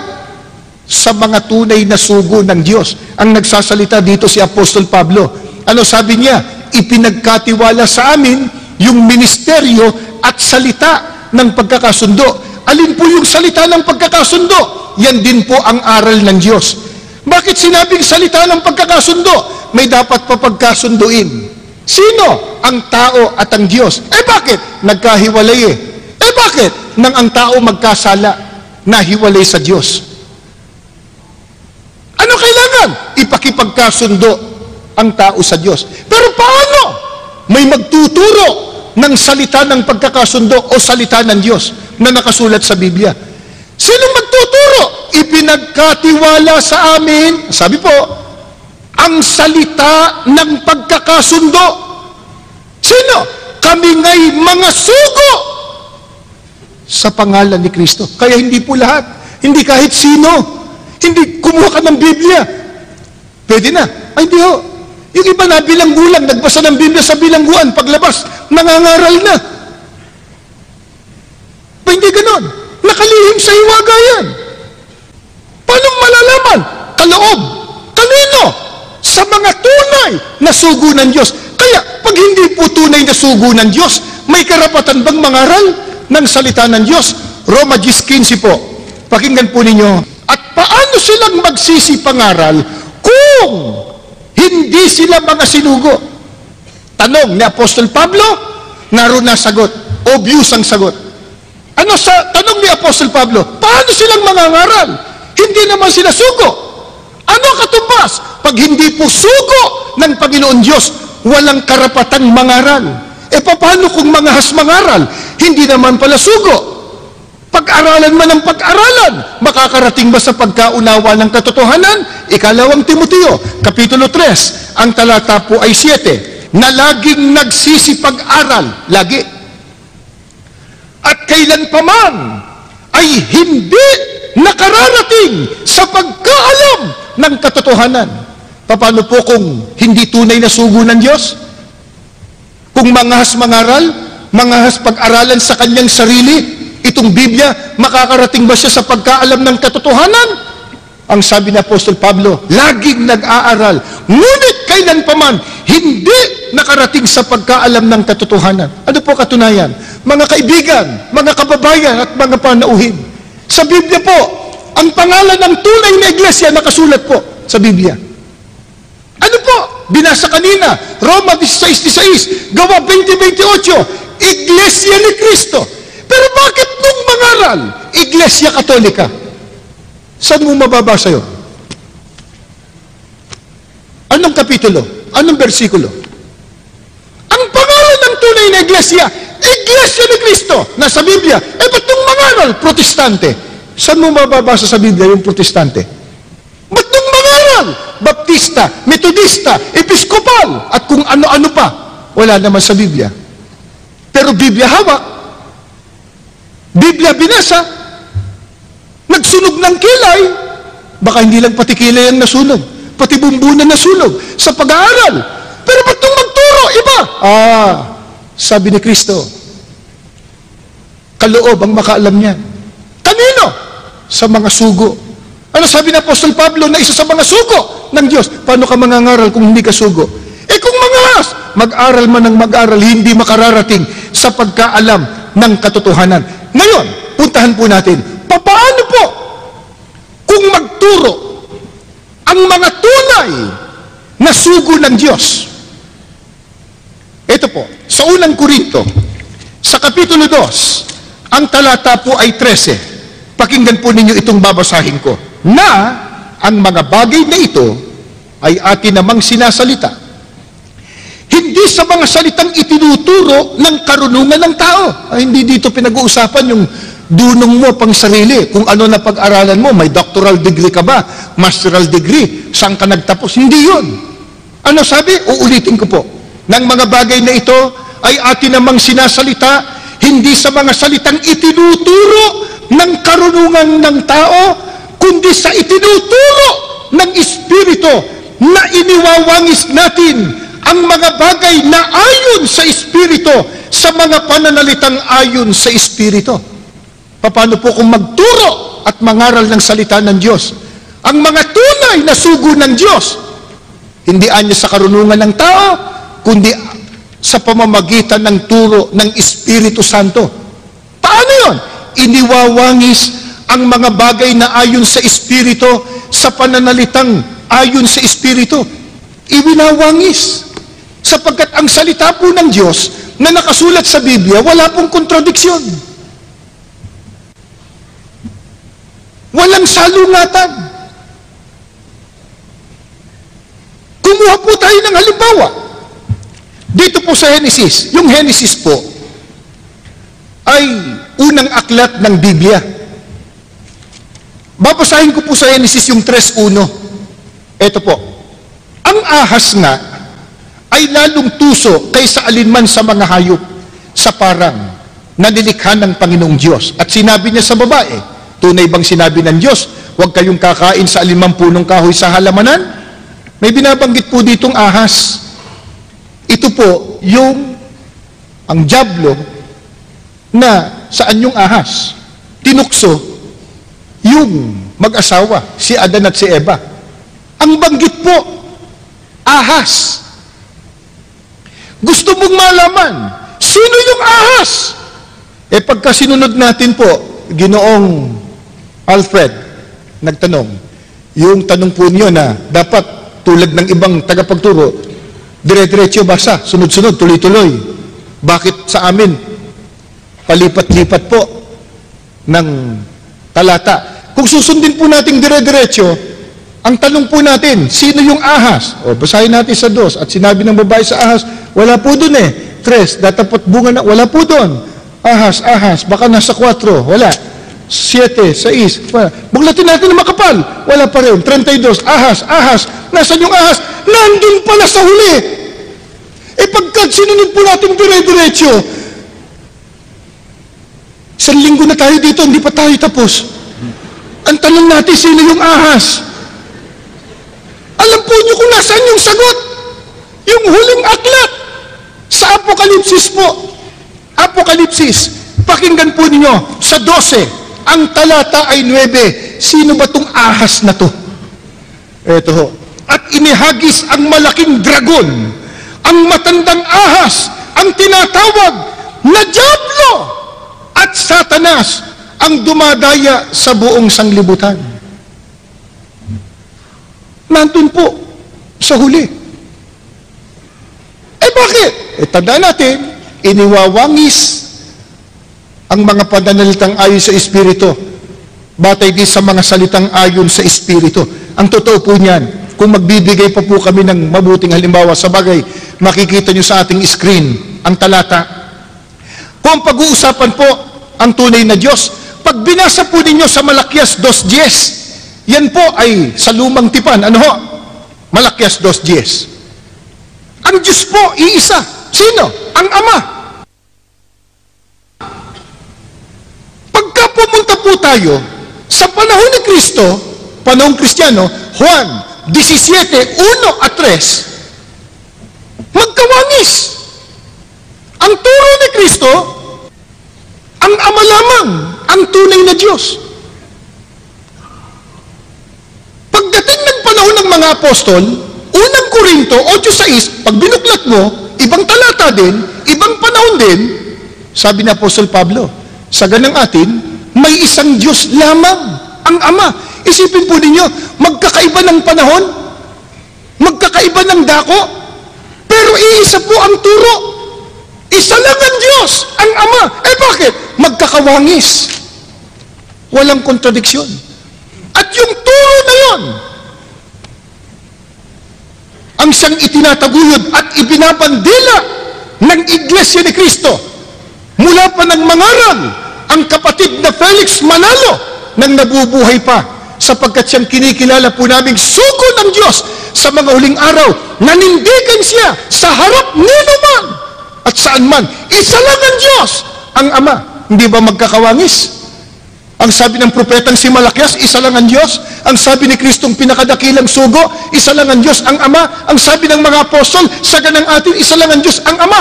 Ang turo ng kapatid na Felix Manalo at ng Iglesia ni Cristo sa kasalukuyan, isa lang ang Diyos, ang Ama. Magkakawangis. Kaya nasasagot po, Ginoong Alfred, ang inyong katanungan kung bakit gayon ang paraan ng pagtuturo, ang salita ng Diyos nakasulat sa Biblia, magkakawangis po. At kung ano yung tanong, yun po natin babasahin sa tamang sagot. Halimbawa, nagtanong ukol sa mathematics. Natural, hindi mo babasahin sa science o hindi mo babasahin sa sociology. Diba? Basahin mo sa tamang sagot. Ayun ho. At ang may karapatan sa pangangaral, sa mga salita ng Diyos, tandaan natin yung sugo ng Diyos, sapagkat sa kanila ipinagkaloob ang makaalam ng hiwaga. Huli na po na tanong mula po sa saan manggagaling, kapatid na? Sa Uvis Avenue po, Quezon City. Ito po yung nakunan po natin ng video. Sige po. Ako si Eric Malibunas, ang Katoliko. Nais ko lang itanong kung bakit niyo itinuturo na kailangan mo nang maging miyembro ng Iglesia ni Cristo para maligtas. Sapagkat yun po ang nakasulat sa Biblia. Pero alamin muna natin, sino ba talagang may gusto na ang lahat po ng tao maligtas? Ito pong unang Timoteo 2:3-4, ganito po ang turo ng mga apostol. Babasahin ko po sa inyo. Ito po. Ito'y mabutit na kalulugod sa paningin ng Diyos na ating tagapagligtas, na siyang may ibig, na ang lahat ng mga tao ay mga ligtas at mga kaalam ng katotohanan. Dito po, itinuturo na ang Diyos mismo ang may gusto. Lahat po ng tao, kung maaari, maligtas. Pero paano maliligtas? Malaman mo katotohanan. Alin po ang katotohanan? Juan 17:17, mababasa po nyo sa Biblia at dyan sa screen, ang salita ng Diyos, ang katotohanan. Saan po masusumpungan yung salita ng Diyos na katotohanan? 2 Timoteo 3:15 hanggang 16 po, nasa mga banal na kasulatan. Sa makatwid, hindi po kuro-kuro o palapalagay o opinyon ang katotohanan na ikaliligtas. Ang katotohanan pong ikaliligtas, salita ng Diyos na nakasulat po sa Biblia. Ano ang utos ni Kristo para matupad ang kalooban ng Diyos na ang tao po ay maligtas? Babasahin ko po yan. Sa Marcos po 16:15 hanggang 16. At sinabi niya sa kanila, magsiyaon kayo sa buong sanlibutan, inyong ipangaral ang ebanghelyo sa lahat ng kinapal. Ang sumasampalataya at mabautismuhan ay maliligtas. Datapot ang hindi sumasampalataya ay parurusahan. Para masunod po yung kalooban ng Diyos na ang tao maligtas sa parang malaman ng katotohanan, ang turo ni Kristo, ipangaral ang ebanghelyo sa lahat ng kinapal. Kaya ang iglesia po ni Kristo, wala pong tigil na ipinag-aanyaya sa inyo ang ebanghelyo, ang salita ng Diyos. Kaya po meron tayo ngayong open forum, meron tayong ganitong malaking pamamahayag. Utos ni Kristo yon para masunod yung gusto ng Diyos na ang tao po ay maligtas. Hindi ka maliligtas pag hindi mo nalaman yung katotohanan. Pero sapat bang nalaman mo, sampalatayanan mo? Paano pagsampalataya? Pag binasa mo ang Juan 8:31, susundin mo yung katotohanang salita ng Diyos. Ngayon, ano po ang isa sa mga katotohanang itinuro ni Kristo sa ikaliligtas? Binasa na po natin kanina yan. Pero mababasa niyo po uli sa ating screen sa 1:7 at 9. Si Kristo po ang may sabi na kinakailangan pumasok sa loob ng kanyang kawan. Sino mang pumasok sa loob ng kawan ay magiging ligtas. Yung gustong maligtas may gagawin. Hindi sasampalataya ka lang, paniniwalaan mo lang. May aksyon, may gagawin ka. Ano yun? Papasok ka sa loob. Loob ng ano? Kawan. Alin po yung kawan? Gawa 20:28, binasa ko na rin po kanina. Mababasa nyo uli sa ating screen. Ang kawan po ay ang iglesia ni Kristo na tinubos niya ng kanyang mahalagang dugo. Kaya para maligtas ka, sundin mo ang turo ng ebanghelyo, ang turo ni Kristo, na ikaw ay maging kaanib sa kawan ni Kristo, iglesia ni Kristo. At pinatunayan niya ng mga apostol nang maliligtas po yung iglesyang itinatag ni Kristo. Dito po sa Efeso 5:25 at 23, mga lalaki, ibigin ninyo ang inyong asawa, gaya ng pag-ibig ni Kristo sa iglesia. Inihandog niya ang kanyang buhay para rito. Sapagkat ang lalaki ang ulo ng kanyang asawa, tulad ni Kristo, na siyang ulo ng iglesia, na kanyang katawan at siyang tagapagligtas nito. Sa mga talatang yan, marami po tayong madadampot na napakahalaga.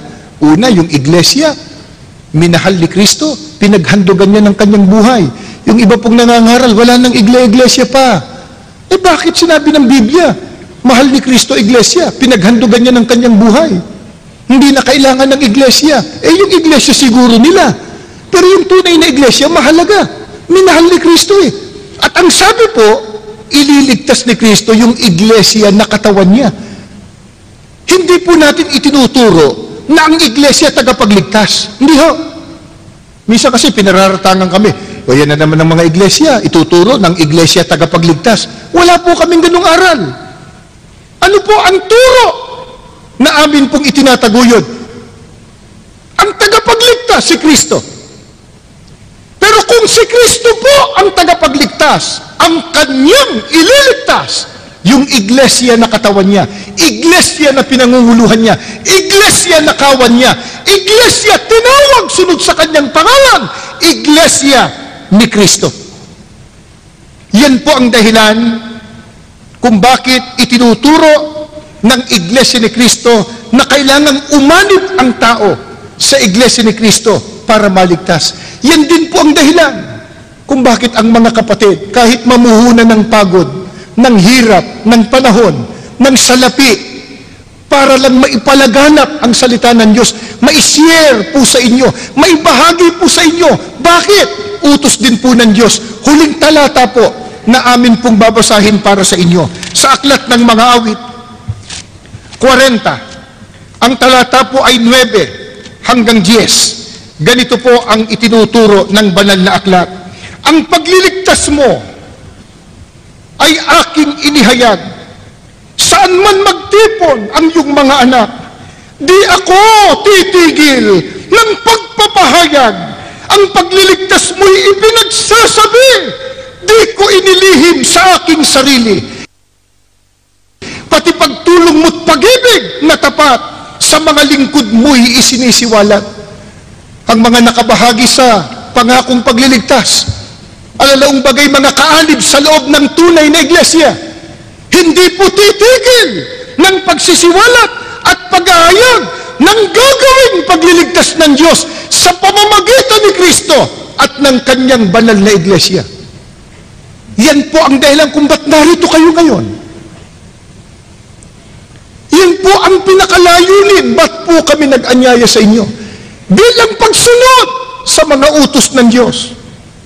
Sa panahong ito, mga kababayan at mga kaibigan at mga mahal po naming mga panauhin, sa panahong ito ng matinding krisis at kahirapan, laganap na panganib, kaguluhan, pag-aawayan ng mga tao, pagkakaroon ng salot, kalamidad, totoong kailangan matuto tayo umibig sa ating kapwa, tumulong sa ating kapwa, kumalinga sa kanila, sa ating mga kababayan.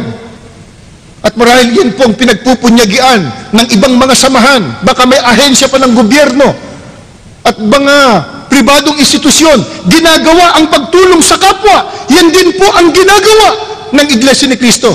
Meron po kaming mga lingap sa mamamayan. Kamakailan lang po nung isang araw, nagkaroon ng lingap na ang Iglesia ni Cristo sa mga kababayan nating Muslim diyan sa kapitbahay natin. Pero ang matinding pananalig po namin, ang higit sa lahat na pinakamahalagang maitutulong po namin sa aming kapwa, maiaambag po namin sa inyo, ay ibahagi sa inyo kung ano po ang salita ng Diyos, yung dalisay na salita ng Diyos na nakasulat sa Biblia, sapagkat yun ang maghahatid sa atin, hindi lamang sa ikabubuti ng ating buhay dito sa mundo, higit sa lahat, sa pagtatabo ng kaligtasan pagdating ng paghuhukom. Yang damit, pagka ibinigay sa iyo, masisira, malulurayan, maluluma, madudumahan. Yang pagkain, pag kinain mo, gutom ka uli. Pag di mo kinain, masisira, mapapanis. Yang salapi, pag nagasta mo, wala na. Pag hindi mo ginasta, walang kabuluhan. At baka mas mayaman pa po kayo kaysa sa ibang mga kapatid. Pero may bahagi po namin sa inyo ang dalisay na mga salita ng Diyos na nakasulat sa Biblia at inyong sinampalatayanan at sinunod at naging kaalib kayo sa Iglesia ni Cristo. Hindi lamang kayo nalapit sa Diyos, hindi lamang magiging dapat ang inyong paglilingkod sa Diyos, higit sa lahat, magkikita-kita tayo sa kaharian ng Diyos, sa piling ng Panginoong Kristo, sa bayang banal at sa buhay na walang hanggan. Sa panig ninyo na mga kapatid, nakaanib na sa Iglesia ni Cristo, sa pangunguna ng mga may tungkulin, huwag po kayong magsasawa sa patuloy niyong pagpapalaganap ng salita ng Diyos katulad ng ginawa ninyo ngayon. Nag-anyaya kayo, gumugol kayo ng panahon ng salapi. Ang ginawa ninyo bilang pagsunod sa utos ng Diyos, ang ginawa ninyo, karagdagang kabanalan ng inyong kaluluwa, ang patuloy niyong pakikiisa sa pagpapalaganap ng mga aral ng Diyos, ng Ebanghelyo ni Kristo, ang lalong ikalalapit niyo sa Diyos at lalong ikatitibay ng pag-asa ninyo sa pagmamana ng pangakong kaligtasan.